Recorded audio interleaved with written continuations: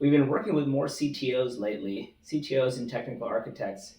And, so I thought it would make sense to answer the question, when do you actually need a CTO? As a startup or as a young company or just a growing company, when do you need one? Now, in the early days, you may have heard me say when you're just starting up, it may be ideal to go with, test your idea out with a low code or no code solution, or to take a very simple approach to enter the market. Try to get something out there and prove that customers actually are interested in, what you're proposing. So when you've done that, what you've actually done is you've outsourced the need for a CTO to the low code platform. In effect, they're providing you all of that technology, and so they're your CTO in a way. But whether you take that approach or not, you get into market, you've got this initial product, it's usually relatively simple or clean in terms of how you've built it. What happens? Well, once clients get a hold of your software, now they start making requests. Presuming they like it and they're using it, but they start making requests, and so you start making modifications.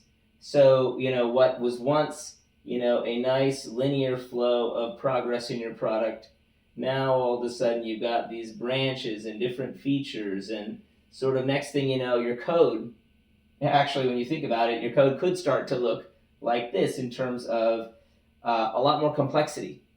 And that's actually one of the key sources of tech debt, is client requests and all of the customization and forking that occurs as a result. And not necessarily actually forking of code for those who are technical listening, but just the actual mess that can arise if you're not careful. So that's one bit of complexity that arises.